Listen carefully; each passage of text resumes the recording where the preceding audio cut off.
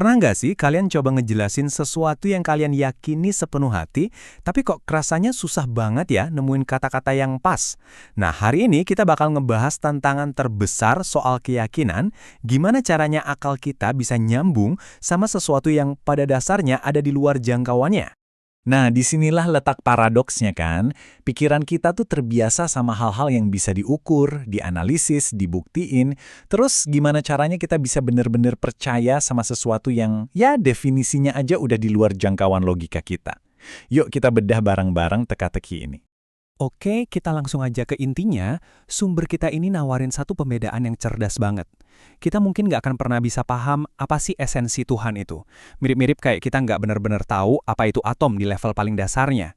Tapi kita tahu atom itu ada karena kita bisa lihat efeknya di mana-mana, mulai dari cara kerja tubuh kita sampai energi di bintang-bintang.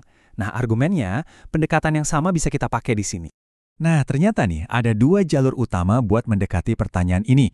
Kita mulai dari jalur pertama ya, sesuatu yang katanya udah built-in di dalam diri kita masing-masing sejak lahir, jalur intuisi. Konsep ini namanya fitrah. Coba bayangin deh, ini tuh kayak kompas batin yang udah terkalibrasi dari sananya. Nggak peduli kita dari belahan dunia mana, dari peradaban kuno sampai kota metropolitan yang super sibuk, kayaknya selalu ada dorongan universal buat nyari makna, buat ngakuin ada sesuatu yang lebih besar dari diri kita. Nah, itulah yang disebut fitrah. Al-Quran bahkan ngejelasin konsep ini.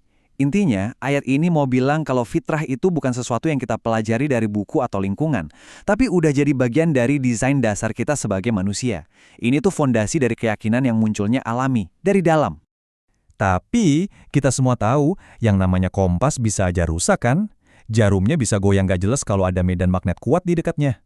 Nah, pertanyaannya, gimana kalau kompas batin kita ini juga bisa salah arah? Dan disinilah titik lemahnya. Kalau intuisi aja bisa disesatin, kalau kompas batin kita bisa terganggu sinyalnya, ya kita nggak bisa dong cuma ngandelin itu aja buat ngebangun sebuah keyakinan sebesar ini. Kita pasti butuh pegangan lain yang lebih kokoh. Nah, sumber kita nunjukin beberapa gangguan ini. Seperti yang kita lihat di sini, ada pengaruh dari luar, kayak bisikan yang menyesatkan, didikan yang keliru, atau bahkan tekanan dari lingkungan sosial yang bikin kita jadi ragu. Ada sebuah hadis qudsi yang bahkan bilang kalau manusia itu diciptain lurus, tapi kemudian dibelokkan. Jadi jelas, jalur intuisi ini walaupun kuat, tetap nggak kebal dari gangguan. Nah, itu sebabnya kita perlu beralih ke jalur kedua. Jalur yang nggak lagi ngandelin perasaan atau intuisi, tapi benar-benar murni pakai kekuatan akal dan logika yang terstruktur. Sejak berabad-abad lalu, para filsuf dan teolog tuh udah ngerumusin macam-macam argumen rasional buat ngebuktiin keberadaan Tuhan. Kita bakal fokus kedua argumen yang paling dasar dan paling berpengaruh. Oke, kita mulai dari yang pertama, yang dikenal sebagai argumen dari penciptaan. Argumen ini tuh elegan banget karena logikanya simple dan lurus. Poin pertama, alam semesta ini nggak abadi, dia punya titik awal. Poin kedua, semua yang punya awal pasti ada yang mengawalinya. Ya kan? Kita nggak bisa dong dapat sesuatu dari ketidakadaan total. Jadi kalau kita ikutin alur ini, kesimpulannya cuma satu. Alam semesta ini pasti punya penyebab awal atau pencipta. Eits, tapi tunggu dulu.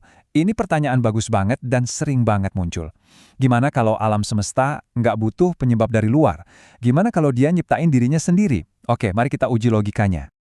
Oke, kalau alam semesta nyiptain dirinya sendiri, ini artinya dia harus jadi dua hal di saat yang bersamaan. Dia adalah penyebab yang melakukan tindakan penciptaan, dan dia juga akibat dari penciptaan itu sendiri.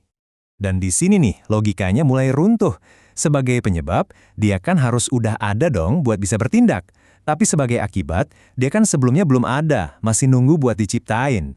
Ini jelas kontradiksi total. Sesuatu itu nggak mungkin ada dan sekaligus tidak ada di waktu yang sama.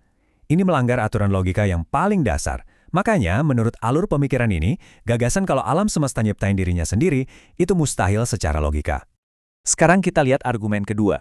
Argumen ini ngebagi semua yang ada jadi dua kategori. Pertama, ada hal-hal kayak kita, planet ini, atau matahari. Keberadaan kita ini mungkin. Kita ada, tapi nggak harus ada. Keberadaan kita bergantung sama hal lain. Nah, ini yang disebut makhluk kontingen. Logikanya gini, kalau semua hal bergantung pada hal lain terus-terusan begitu, maka rantai sebab akibat ini harus dimulai dari sesuatu yang tidak bergantung pada apapun. Sesuatu yang keberadaannya itu mutlak dan pasti. Sebuah makhluk niscaya yang jadi sumber dari segala kemungkinan. Tanpa jangkar pertama ini, seluruh rantai keberadaan gak akan pernah bisa dimulai. Oke, jadi kita udah jalan di dua jalur yang beda banget ya. Satu dari dalam, lewat kompas intuisi, satu lagi dari luar, lewat peta logika. Sekarang, mari kita lihat gimana keduanya ketemu di satu titik tujuan. Dan inilah poin kuncinya. Keyakinan dalam kerangka berpikir ini bukanlah lompatan buta di tengah kegelapan. Ia digambarkan lebih kayak jembatan yang ditopang oleh dua pilar yang sama-sama kokoh. Satu pilar adalah perasaan intuitif kita, si fitrah tadi. Dan pilar satunya lagi adalah kerangka logika yang bisa kita uji pakai akal. Keduanya, meskipun beda cara kerjanya, menunjuk ke arah kesimpulan yang sama. Pada akhirnya, semua ini membawa kita kembali pada perenungan pribadi. Dari dua jalan yang udah kita telusuri, kompas batin dari intuisi, dan peta jalan dari logika, kira-kira jalan mana yang terasa lebih klik dan meyakinkan buat kalian? Ini pertanyaan yang menarik buat kita renungkan masing-masing. Berpikir adalah perjalanan. Subscribe untuk menjelajah lebih dalam.